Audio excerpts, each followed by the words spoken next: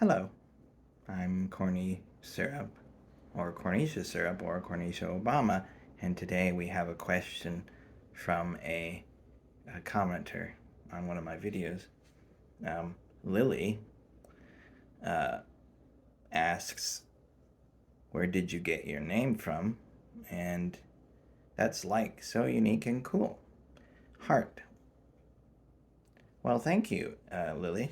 Um, so I'll start with corny syrup. Corny syrup came from I when I was playing a game with a friend of mine. I believe it was in 2009. It could have been somewhere around that time. And it was a game called Dark Orbit. And in that game, you play as a little ship that's on a grid. It's like top down. It's a top down game, and you're looking down, and it's like Diablo 2, kind of like that. And in that game, you're a little spaceship and you're flying around and you're attacking other players who are in different factions, and you are attacking little aliens or big ones. And I thought that the the game reminded me of inside of a body of a human or an animal, and how the germs and the cells, the white blood cells, protect the body and the immune system from attacks from foreign parasites and germs. And so I decided to name myself at the time Salmonella or E. coli, and then I decided to add Salmonella E. coli. But that's because I felt like a lot of people were really obsessed with germs and they were very scared of germs. And that's always been the case, at least in Western countries. So I decided that it was a funny name because it was scary to a lot of people. E. coli and Salmonella seemed to be scary. Um, but then I thought about high fructose corn syrup because it seemed to be in everything.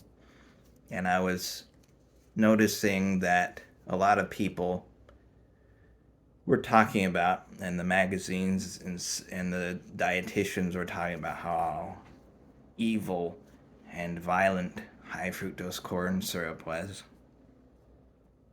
and how scary it was, and how it attacks the whole body, and you get diabetes, and you get overweight, and then well, you become sick. So I decided, oh, that's a good one. High fructose corn syrup. It's dangerous, but it has a funny name to it because it's syrup, I thought, and it's corn. But high fructose corn syrup didn't fit, so I decided to call it, call myself just corn syrup. But corn syrup didn't seem dangerous enough. So I added the Y at the end, corny syrup, because it's because I'm corny. It would seem that way. And I'm very corny. I'm so corny that it makes people feel very uncomfortable, and it makes people angry at me. And that's very good. I'm glad to make everyone mad and to make people not like me. I think that's how that's the best way to get along with people, is by being humorous and annoying and being as frustrating as you possibly can. And so that leads me to Cornisha syrup. And Cornisha syrup came from, uh, I was playing a game with, well, let me go back a little bit. It was during COVID. And during COVID, the COVID pandemic, you couldn't do much. You couldn't go out. You couldn't socialize because it was against the rules for a while. Uh, I mean, you could socialize, but you couldn't go and meet new people a lot of times, and you couldn't, you know, realistically be around people without being 6 feet away from them. And so a lot of places were shut down. The football stadium, the concerts, and the restaurants, and the movie theaters, everyone, the normal people needed to stay sane, wasn't there. So the normal people became really neurotic because they didn't have their way of coping. The coping mechanisms they weren't there anymore. So they had to just deal with their thoughts, and I don't think normal people are generally equipped to deal with, you know, constant thoughts, because it's just too many emotions and too much stimulus. And in our society, there's just really no way to. A lot of people aren't taught how to deal with emotions, or how to deal with their feelings, or all the scary and bad things that happen in the world, and people are so they cope. And the way that people seem to be coping is that they would reach out more, instead of, the healthy way to deal with this is to turn inward and watch the emotions, and to meditate and be in the body. But what a lot of people did during COVID, it seemed, was that they couldn't deal with all the isolation, so they became obsessed and neurotic about their identity.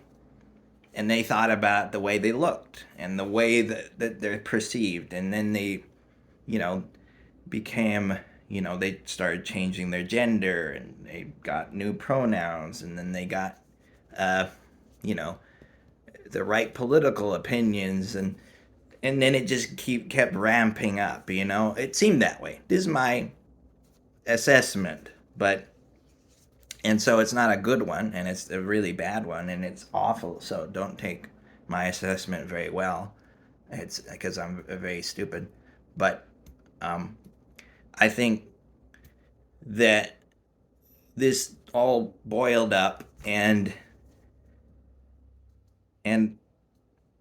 I've been saying this for a long time before this, is that people are just crazy by default. They're kind of just always on the edge of going insane, because people are just kind of more animal than human, if that makes sense. They don't know how to accept things that they don't understand. They don't know how to accept anything that makes them feel uncomfortable. So they lash out, they get crazy if they don't have a way to get away from it, instead of, just being with it.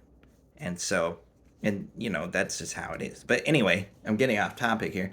The reason I got to cornicia syrup was simply to, to be trendy and to change my gender, because, I was a male corn man, and then, I had to, get with the times and get a new gender. So I said, oh, okay, I'll just say I am a female corn now, and I'll name myself Cornicia Syrup, because I was already inspired, because my friend was named LaQuisha, and she was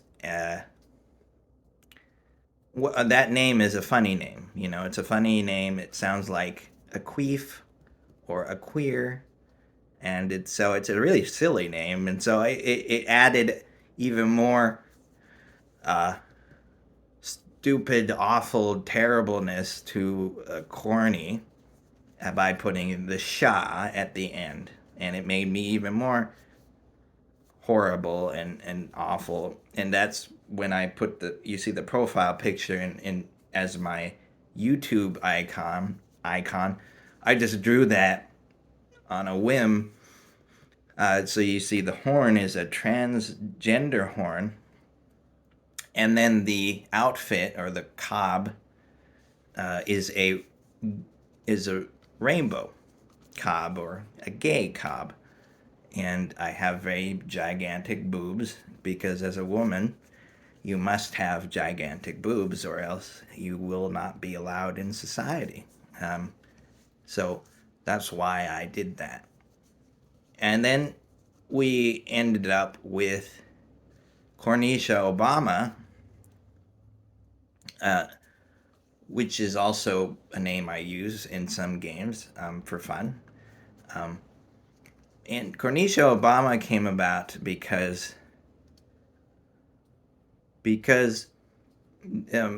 Barack Hussein Obama and her husband, Michelle Obama, always intrigued me. And the reason why they intrigued me was because a lot like the Beatles, they were sensationalized by some people for some reason. It didn't really make any sense. The Beatles aren't that good, in my opinion. They're not very good musicians, and they're not very interesting. But they were captivating for some reason, very captivating. And it's the same with the Obamas, where they're very, they're very. I don't know what it is. I think it's just because they're half black, and so at the time that they became president, it was like, wow, amazing.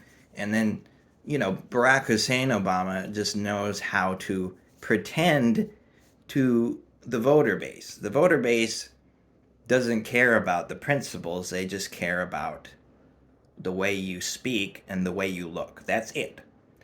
And if you ever have a discussion with people who are on the liberal side, they'll say, "Oh no, it's much more deep and complex than that," but it's not. Liberals these days, they care. And I'm a liberal. I've been around liberals my whole life, but I don't agree with liberals anymore, and I haven't for a long time because they don't seem to care about doing good things in the world. They just care about acting like they're doing good things. But they're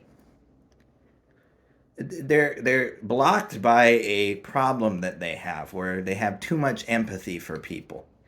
And so they let themselves be captivated by bad people. And they think that they should help bad people. And they should help criminals, and they should help fraud, and they should help everybody who's bad because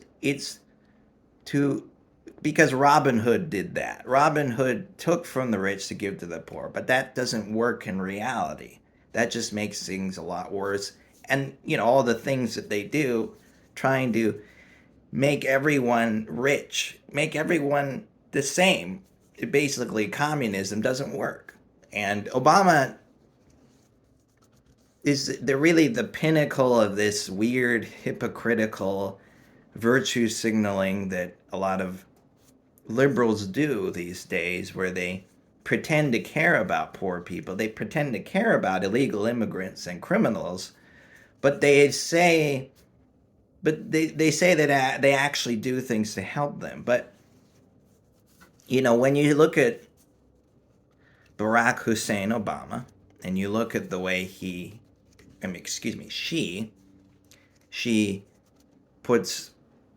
has 4 gigantic mansions, and then she puts, she's one of them. Let's look at one of them. One of the mansions that Barack Hussein Obama has is a giant mansion in Martha's Vineyard, and it has 30 acres of land. Now, the issue is that with these mansions is that they're multi-million dollars. I'm pretty sure all of them are. And the Martha's Vineyard one is about $7.9 million, I believe. And the thing is, if they love poor people and illegal immigrants and criminals so much, it's very strange how a lot of liberals don't live around them. right? They don't live around these criminals or these illegal immigrants or the poor people or the drug addicts. And they don't help them. They just live in their 30 acres of land where they could, they could technically put all these poor people and illegal immigrants and put them on the land, and then they'd be happy. But they don't do that. They they just ignore them, and they act like nothing's happening. And I know this because I've been poor my whole life, and I was homeless for quite some time, quite so many years, and I didn't get any help at all. And I'm not saying that as a victim. I'm saying that because there's no money to help. A lot of people don't understand that there's just no money to help poor people or homeless people because it's given to illegal immigrants. It's given to people who don't deserve it because Democrats don't care about actually helping people legitimately. They just care about looking like they do until it's too late and society falls apart. So I feel like Obama is the epitome of this weird, being a liar and being a hypocrite and constantly, virtue signaling about wanting equality. But if you disagree with them, then they get mad. Then they just say, oh, you're a Donald Trump supporter, you're a MAGA, and you're a bad person. And to be fair, I am a bad person. I'm an awful person, and you shouldn't trust me. And I am a hypocrite, and I am just about as awful as you can be. And I love to pretend that I'm a good person. As you can see, I pretend as much as I can to be a good person so that you take me seriously and you take what I say seriously, because I am a very important and intelligent person, and you have to just listen to me because I tell the truth and nobody else does. So that's why I took on the Obama name, because it's the pinnacle of absolute total bullshit hypocrisy.